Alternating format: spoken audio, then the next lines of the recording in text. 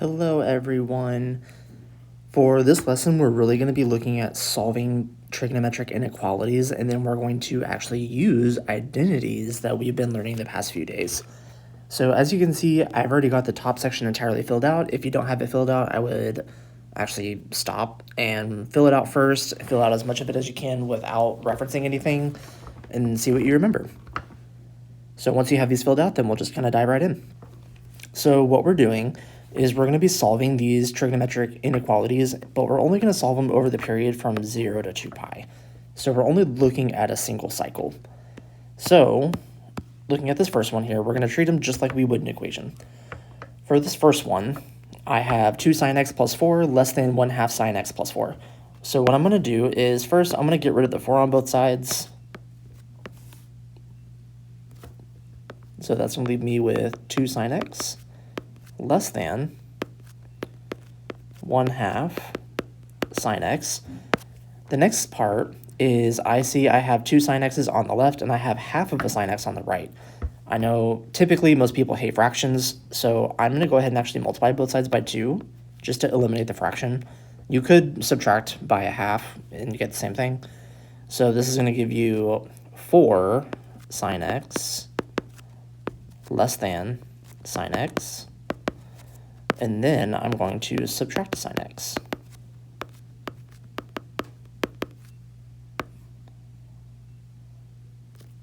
So this is going to give me 3 sine x less than 0. And then what's going to happen is I need to divide both sides by 3. So that's just going to give me sine of x is less than 0.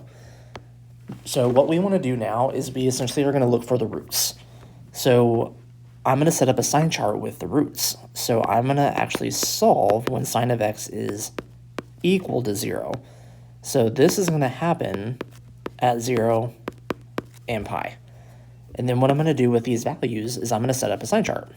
So I'm going to come over here. And then on either end, we're only doing one cycle, so I'm only going to set it up from 0 to 2 pi. And then on the sign chart, you're going to include these root values that we just got.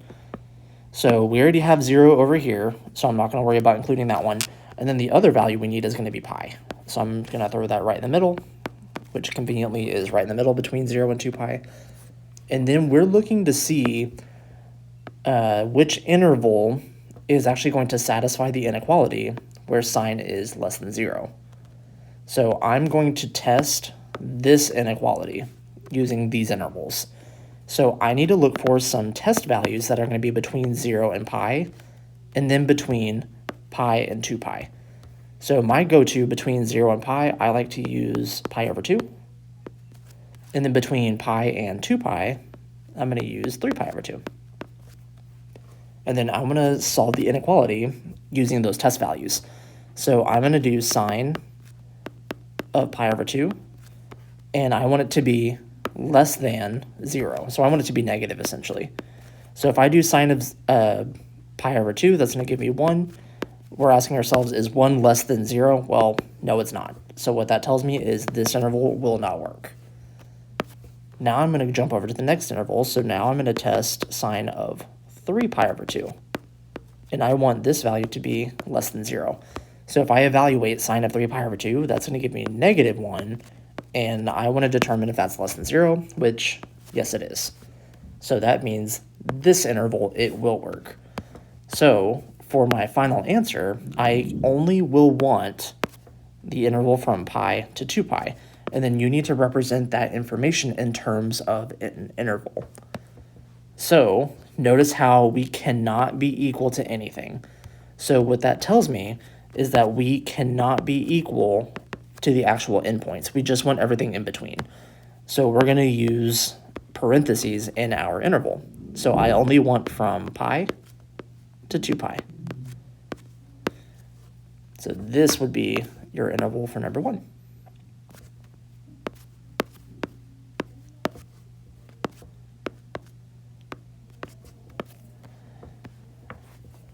All right, I'm going to move this down here so I have more room for number 2. So I'm actually going to do number 3 next, and then I'm going to come back up and do number 2.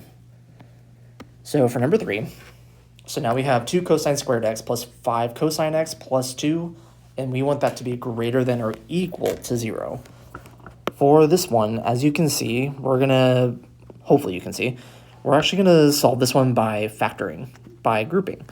So what I'm going to do is I'm going to do my a value, my coefficient of my a value times the coefficient of my c value. So 2 times 2, which is going to give me 4. So I want factors of 4 that add up to 5. So that's going to be 1 and 4, which means I'm going to split the middle using 1 and 4. So I'm going to leave the first term alone. So 2 cosine squared x, and then plus 4 cosine x plus cosine x plus 2 greater than or equal to 0. So I'm going to rewrite this, and then I'm going to start doing grouping. So 2 cosine squared x plus 4 cosine x plus cosine x plus 2, and I want that to be greater than or equal to 0. So when I do grouping, I'm going to group the first 2 terms together and then group the last 2 terms together. And then I'm going to take out the greatest common factor of each of those groups. So between the first group that I have here in yellow, I'm going to take out a 2 cosine x. And when I factor out that 2 cosine x, that's going to leave me with cosine x plus 2. In the second group over here in orange, there's nothing I can take out, so you're only going to take out a 1, which means that's going to leave me with cosine x plus 2. And that has to be greater than or equal to 0. So that's perfect because the values inside the parentheses, they have to be the same in order for grouping to work. So now I'm going to take out that common term, so cosine x plus 2, factor that out, and then when I factor that out, what I have left is what's in blue, so 2 cosine x plus 1. And then this has to be greater than or equal to 0. So when I get here, then I'm going to do a split. So I want to evaluate and solve each of these inequalities individually for this one. And there's going to be a reason for that. So when I take cosine x plus 2 greater than or equal to 0, so when I evaluate this inequality, I'm going to have cosine x plus 2. I'm going to set it equal to 0 so I can look for any of those roots. So this is going to turn into cosine x is equal to negative 2. But if you think about the unit circle, the radius is 1. So we can't have anything bigger than 1 or less than negative 1, which means this doesn't work. So if I look at the inequality here, we want everything that would be cosine of x is greater than or equal to negative 2. Well, this is going to be all real numbers on that unit circle because everything's going to be to the right. So in that case, what this really means is we're just going to disregard this entire part over here because it doesn't really tell us anything. So the only thing that we're going to have to reference is going to be the second inequality over here, which we're going to evaluate next. So now we're going to evaluate 2 cosine x plus 1 greater than or equal to 0. So I need to evaluate and find where the roots are. So I'm going to do 2 cosine x plus 1, and I'm going to set it equal to 0 first. So I'm going to solve for that cosine x, and that's going to be equal to negative 1/2. Now those values are going to happen at 2 pi over 3 and 4 pi over 3. So when I set up my sign chart, I'm only going to need 0, 2 pi, and then these two values.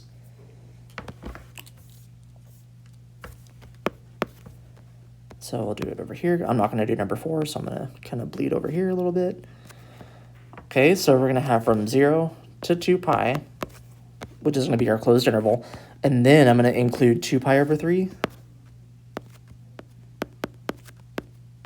and 4 pi over 3. So now I need to find some test values. So between 0 to 2 pi over 3, I'm going to test pi over 2. Between 2 pi over 3, 4 pi over 3, I'm going to test pi. And then between 4 pi over 3 and pi over 2, or 2 pi, sorry, then I'm going to test 3 pi over 2. So as you can probably see, anytime I get the opportunity to, the pi over 2, pi, 3 pi over 2, those are going to be like the easiest and best values to test. So now what you're going to do is we're going to test using this equation right here. So I want 2 cosine x plus 1 to be greater than or equal to 0. So essentially what I'm going to do is I'm testing this right here. I'm going to test to see cosine x if it's greater than or equal to negative 1/2. So that's what I'm going to test. So I'll do this over here. So check using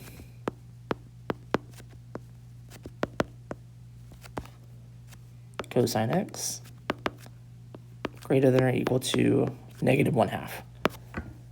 So when I test these values, so I'm going to check cosine pi over 2, and I want to see if that's going to be bigger than or equal to negative 1/2.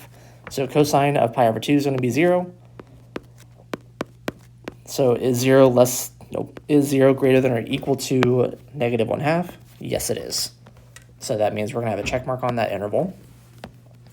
Now for the next one, now I'm going to check pi. So cosine of pi greater than or equal to negative 1/2. Cosine of pi is negative 1. So is negative 1 greater than or equal to negative 1/2? No, it is not. So that means this interval will not work. And now I need to test 3 pi over 2. So cosine of 3 pi over 2, I want to see if that's going to be bigger than or greater than or equal to negative 1/2. Cosine 3 pi over 2 is going to be 0. So 0 greater than or equal to negative 1/2, which it works. So for my intervals, so I can be equal to it, which means I can include those roots. So I can include, so I'm going to do these in yellow. So I can include 0, and I can include the 2 pi over 3. And over here, I can include 4 pi over 3, and I can include the 2 pi. So what that tells me is I'm also going to be using brackets for these intervals. So for my interval, I'm going to have from 0 to 2 pi over 3. And then these will be with brackets. And then union, to combine multiple intervals, will be 4 pi over 3 to 2 pi.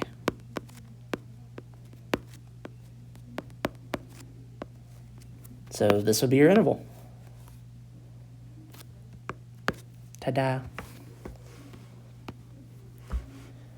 So now that I did number 3, now we're going to come up and do number 2. So I think this will be kind of a good segue into this one. So I'm going to move this over to give me more room. These problems are a little lengthy. I kind of wish I separated these a little bit more and gave you a little bit more room, but it's okay. So for number 2, now we have sine x less than or equal to cosine x. So in order to evaluate this, there's really not much I can do right here, just kind of looking at it. So in order to do identities, these really have to be squared. So what I'm going to do is I'm going to square both sides, because what you do to one side, you can just got to do to the other.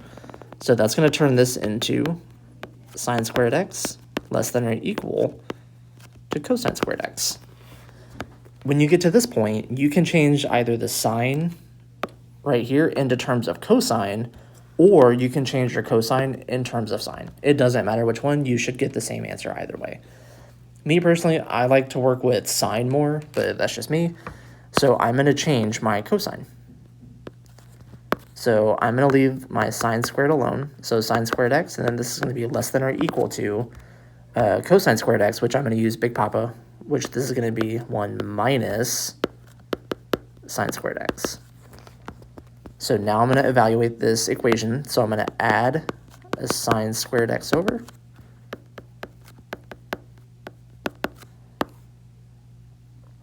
And when I do that, that's going to give me 2 sine squared x less than or equal to 1. And then I need to divide both sides by 2. So I will have sine squared x less than or equal to 1/2. And then I still have this squared that I need to get rid of. So what that tells me is I'm going to take the square root of both sides. Now when I do that, that's going to leave me with sine x less than or equal to plus or minus square root of 1/2, which the square root of 1/2, when you rationalize, is going to give you plus or minus root 2 over 2. So when you get here, now I need to evaluate sine of x when it's equal to plus or minus root 2 over 2. Because what I want to do is I want to find those kind of critical points per se.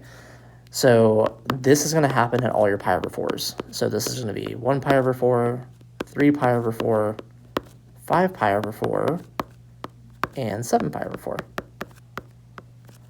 So I am going to have these 4 values in addition to 0 and 2 pi on my sign chart. So this might be a little bit of a crowded sign chart. So 0 to 2 pi. Okay, let's see how I can try to space these out evenly. Close enough. I'll take it. So pi over 4, 3 pi over 4, 5 pi over 4, and 7 pi over 4. So now I need to find some test values. So these test values are going to be in between each of these values. So between 0 to pi over 4, between pi over 4 to 3 pi over 4, between 3 pi over 4 to 5 pi over 4. So you've really got to know your unit circle here. If you don't know your unit circle, like, sorry to say, but you're kind of doomed. So between 0 to pi over 4, I'm going to use pi over 6. Between pi over 4 to 3 pi over 4, I'm going to use pi over 2. Between 3 pi over 4 to 5 pi over 4, I'm going to use pi. Between 5 pi over 4 and 7 pi over 4, I'm going to use 3 pi over 2. And between 7 pi over 4 and 2 pi, well, my only option is 11 pi over 6. So now what I'm going to do is I want to essentially evaluate this inequality over here. I want to compare these test values using this inequality up here. So whenever we're comparing two trig ratios, what I like to do is create a little table. Which, I mean, of course, you're going to have your own preference on how you want to do these, but this is just my preference.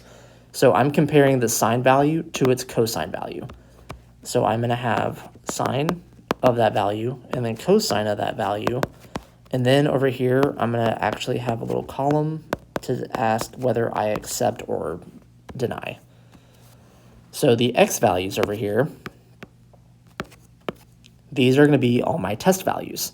So I'm going to fill in with all my test values. So pi over 6, and then pi over 2, and then pi, 3 pi over 2, and I believe the last one's 11 pi over 6. Yep. Oops. I'm writing a little crooked. That's what happens when you're a lefty. So I'm going to evaluate the coordinates essentially. So remember, your cosine is just going to be the x value of that coordinate, and then your sine is going to be the y value of that coordinate. So when I fill in, I essentially am writing the coordinates, but I'm writing it a little bit backwards. So cosine of pi over 6 is going to be root 3 over 2, whereas sine will be 1/2. At pi over 2, cosine is 0, whereas sine is 1. Then we have -1, and then 0, 0, -1, and then root 3 over 2, comma, -1/2. So we're looking to see, is the sine value, is it smaller or equal to the cosine value? So right here for root 3 over 2, so we're going to run into some of these radical values. So what I did up here is I actually wrote out the approximations of these radicals, which I know it's not going to be easy to necessarily memorize these, but the more you use them, the easier you're going to memorize them anyways. So root 3 over 2 is going to be approximately 0.87. Root 3 over 3 is approximately 0.58. Root 3 is going to be 1.73. So these are the values that we're going to be referencing throughout these problems. So I know for this problem, we're going to be using the root 3 over 2, which is about 0.87. So over here, if it helps, I'll write 0.87 in parentheses, and then I'm just going to shrink it, just so that I know at least what the value is. So now over here in the accept, I want to ask myself, is sine less than? So I'm going to put this little inequality here just to kind of help me out. So is 1/2 less than root 3 over 2? Well, yes, it is. So I accept that little interval right there. Is 1 less than 0? No, it is not. Is 0 less than -1? No, it is not. Is -1 less than 0? Yes, it is. Is -1/2 less than √3/2? Yes, it is. So we're looking at those check marks. Anywhere where we have a check mark, that's an interval that we're going to accept. So the interval that contains pi/6, we're going to put a check mark. The interval that contains pi/2, we're going to reject. So using that logic, we're going to have an accept in this first interval, and then we're going to reject the next two intervals, but then we're going to accept the last two intervals. Now keep in mind, we can be equal to these values, so we can be equal to those critical values, or those roots. So over here, what I'm going to do is I know I can be equal to 0 into pi/4. Over here, I can be equal to 5 pi/4, I can be equal to 7 pi/4, and I can be equal to 2 pi. So in terms of the second interval over here, I can write this entire interval as one interval. I don't have to separate it out. So meaning, my final interval over here, I'm going to have 0 to pi/4 with brackets.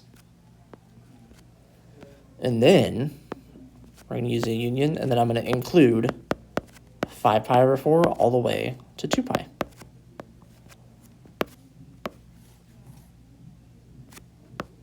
So this would be your interval for this question.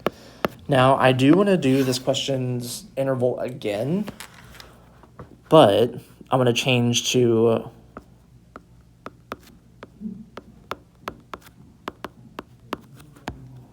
so instead of it being equal, how would it change the interval if we were strictly less than? So I'll kind of give you a second to kind of evaluate and see how does that change the interval. So if we're not equal to it, so what's going to happen is, I'll use orange for these, so we cannot be equal to those endpoints, and then we have to exclude any of those roots, which means over here, now this interval is going to be disjointed. So instead of having one bigger interval, we have to break it up a little bit more. So how that's going to change it is we're going to go from 0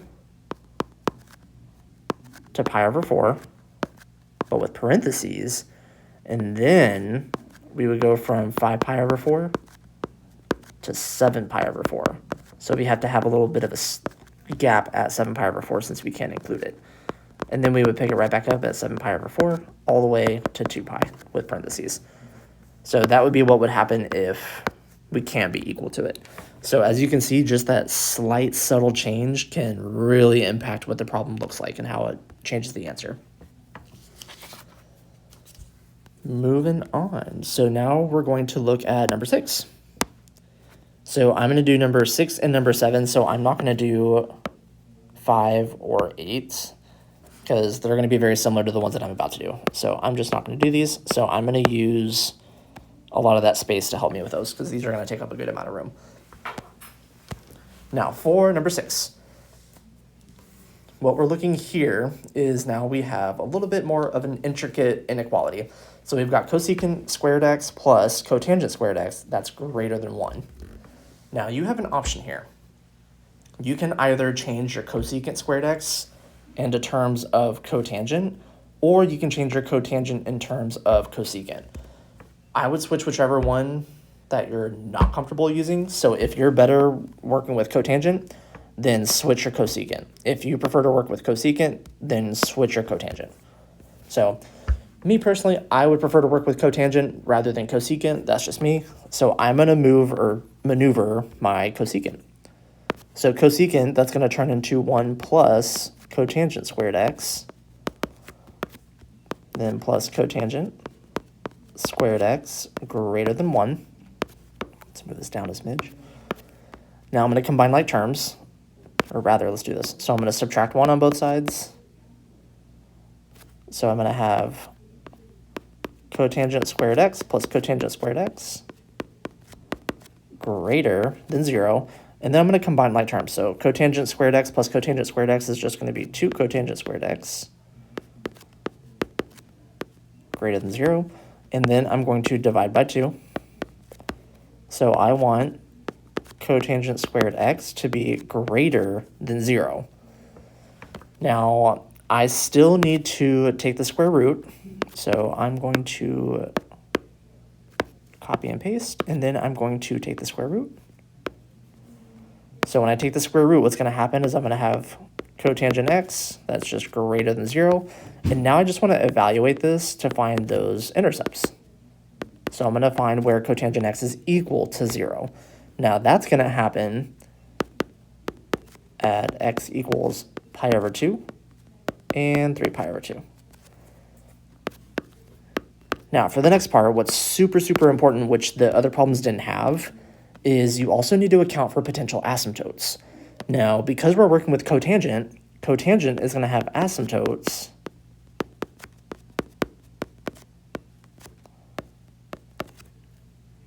at x equals pi k, where k is an element of those integers. So in a closed interval from 0 to 2 pi, that means we're going to have asymptotes at 0, at pi, and at 2 pi. So these are values that we're going to have to account for on our sign chart. So not only are we going to have 0 and 2 pi on the sign chart, now we need to include pi over 2 and 3 pi over 2, but then we're going to also mark on our sign chart those asymptotes where we cannot be defined. So for this next part, now I'm going to draw out my sign chart. So 0 to 2 pi. And then I've got asymptotes at 0, pi, and 2 pi. So what I like to do is I like to draw these vertical dashed lines through those values to kind of signify and mark that that is an asymptote that I cannot be defined. I kind of missed a little bit, but it's fine. All right, and then about halfway in between, I'll mark, well, it should be halfway between, not pi over 2. I'm going to mark 1 pi, which is also going to be an asymptote. And then I also need to put my pi over 2 and 3 pi over 2 on here as well. So that's going to be at halfway between 0 and pi will be pi over 2. Halfway between pi and 2 pi will be 3 pi over 2. So now this is going to be the sign chart that I'm going to be working with. So now we need to look for some test values. So some test values that we can use. So between 0 and pi over 2, I'm going to reference pi over 4. Between pi over 2 and pi, I'm going to reference 3 pi over 4. And then between pi and 3 pi over 2, I'm going to do 5 pi over 4. So essentially I'm using all the pi over 4s, as you can tell. And then 7 pi over 4. So the equation that I want to use to test is going to be the cosine squared x greater than 0. Now, a common question that I would get is, how do you know to test that one? So what I'm doing is we're essentially still testing this top equation, but I want to test a simpler form of it. So I'm going to just test the consolidated, the simplest form version of it. So another question I would got is, well, why can't I just do when cotangent is greater than x? Why can't I just do that one? Well, it's because we took the square root, and that is what's going to cause some like extraneous solutions, which means once we take the square root of both sides, it's going to manipulate the equation that we don't want. So you always want to use the equation that's right before you take a square root anywhere. This is going to be the type of equation that you're going to want to use. So for my problem, I'm going to reference cosine squared x greater than 0. So I'm going to plug in all those values into this equation over here and test the validity of that inequality. So what I'm going to do is I'm going to do cotangent squared, and I'm going to start with pi over 4. And I want to see if that's going to be greater than 0. So luckily with cotangent at pi over 4, it's the same as tangent. So this is the same as evaluating tangent at pi over 4, which is just 1. So this is 1 squared greater than 1, not 1, 0. So 1 is greater than 0, so we would accept. So I'm going to accept this interval, and then I'm going to do the same thing for 3 pi over 4. So cotangent squared of 3 pi over 4. And now I'm going to test to see if that's greater than 0. So that's going to be -1 all squared. And -1 squared is +1, which is greater than 0. which is also true. So if you think about it, all these values are going to be squared, which means the values have to be positive. There's no way it can be negative. So with that logic, I already know without even checking that we're going to accept all these intervals. But if you're unsure or just ever in doubt, or if you just want to show more work for potential partial credit, definitely show all the checking if you need to. So now I am ready to actually write my interval. So now you need to check to see, can I include any roots? Well, the answer here is no, we cannot. We are not equal to it, which means I am not going to include the pi over 2 and the 3 pi over 2. So I'm going to have 4 separate intervals. So I'm going to have from 0 to pi over 2, and then pi over 2 to pi, and then pi to 3 pi over 2, and 3 pi over 2 to 2 pi. So we're going to have 4 separate intervals, all because of that break. So here, so 0 to pi over 2, it's going to be your first little interval. Then union pi over 2 to pi, union, and then pi to 3 pi over 2, and then union, it's just going to keep going, and then 3 pi over 2 to 2 pi. So this would be your interval.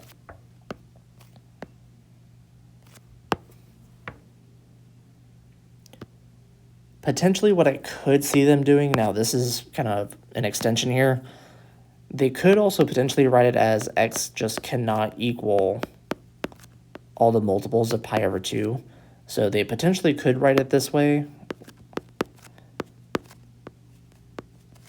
if they want to do like all possible solutions. Now this would be a great way to write it too. But if we want it in an interval, then of course we would expect you to write it in this top one. Number 7. This is the fun one. So with 7, now we have tangent squared x minus tangent x, and we want that to be greater than or equal to 0. So what I'm going to do first is I'm actually going to take out a greatest common factor. So I'm going to take out a tangent, and then when I take out that tangent, that's going to leave me with tangent x minus 1, and that's going to be greater than or equal to 0. So now when I get here, I'm going to go ahead and just split and evaluate.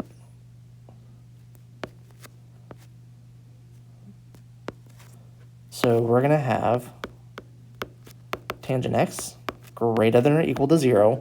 In order to find those roots, I'm going to go ahead and just set it equal.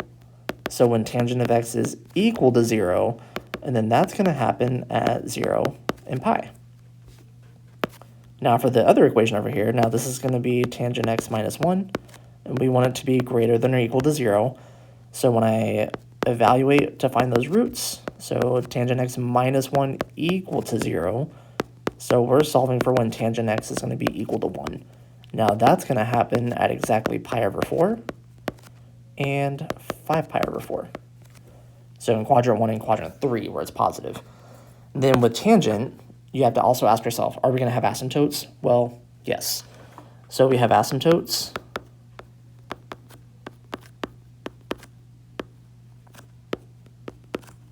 at x equals pi over 2 plus pi k, where k is an element of the integers. So what this tells us is that in the closed interval from 0 to pi, or 2 pi, we're going to have asymptotes at pi over 2 and 3 pi over 2. So these are the asymptotes that we're going to have to account for on the sign chart. So we need 0 to 2 pi, and then we also are going to have to include that pi, well, also the 0, but that's already on there, and then pi over 4, 5 pi over 4, and then pi over 2, 3 pi over 2. So we're going to have a lot going on this sign chart. So that's also why I crossed out 8, because we're about to have a pretty good sign chart. So 0 to 2 pi. All right, now I'm trying to see, where should I even start? Okay, we're going to need pi, which is going to be about halfway. And then about halfway in between is going to be at pi over 2 and 3 pi over 2.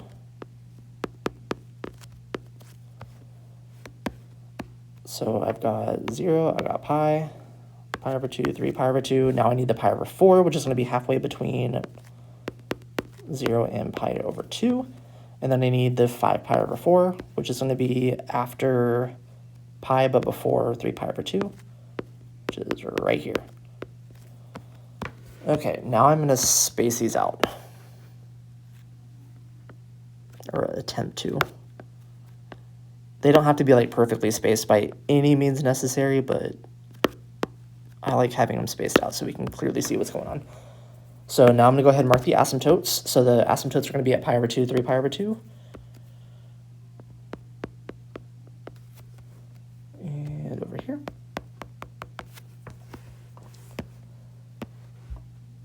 All right, now I need to look for some test values. So in between each of these values. So between 0 and pi over 4, we have so many options, as we have our single option of pi over 6. Phenomenal.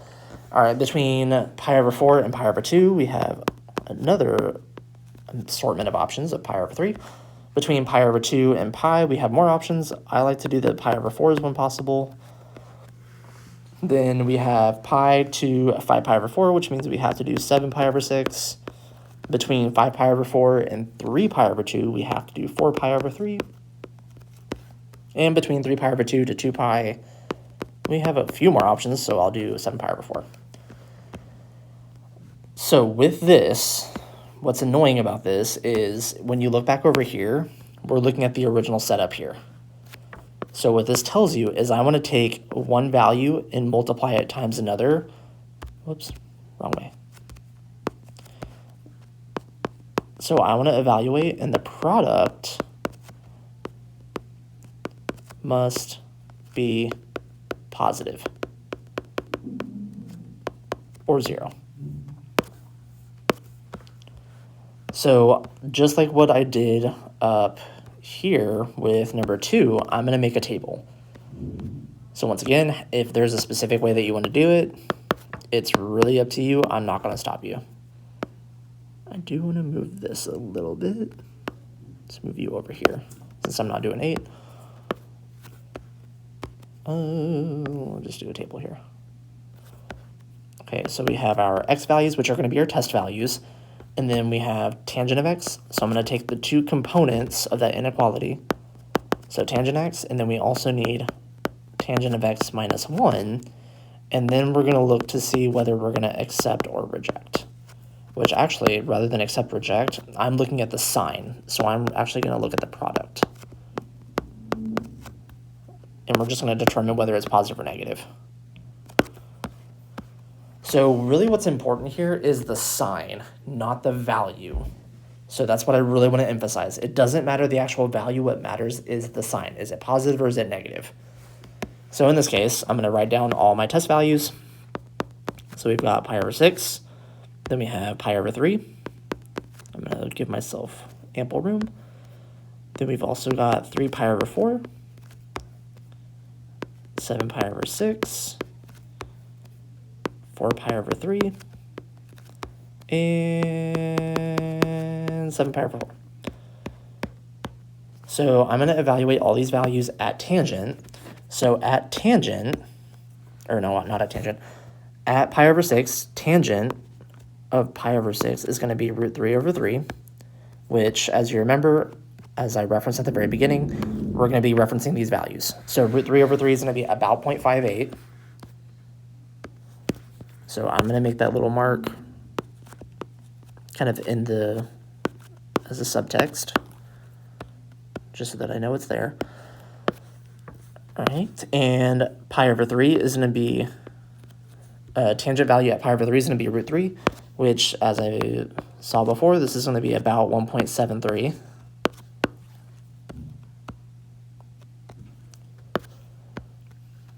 And then tangent of 3 pi over 4, well, that's negative 1. Tangent 7 pi over 6 is going to be root 3 over 3.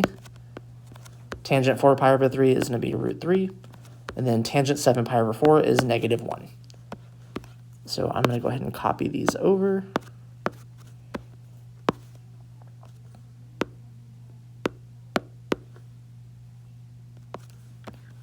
Now for tangent x minus 1, once again, I want to reiterate, the value doesn't matter. What matters is the sign. So I'm essentially going to look at my value. If I do 0.58 minus 1, that's going to give me a negative number. That's all I need to know. If I do 1.73 minus 1, that gives me a positive number. That's all I need to know. Negative 1 minus 1 is going to be negative 2, which is negative. And then root 3 over 3 minus 1 is going to give me a negative. Root 3 minus 1 is going to give me a negative.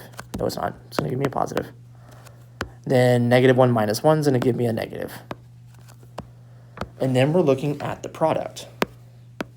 Once again, let's move these over a little bit. So when I look at the product, I'm going to look to see I have a positive times a negative, which that is going to yield a negative. And then over here, positive and positive is going to yield a positive. Negative and negative is going to yield a positive. Positive, negative is going to yield a negative. Positive, positive is going to yield a positive. Then negative, negative is going to yield a positive. So if you look at your inequality, what we want specifically is we want it to be greater than or equal to 0. So we need it to be positive or 0. So anything that's positive, we accept. Anything that's negative, we reject. So negative, reject, which means every other one of these intervals we're going to accept.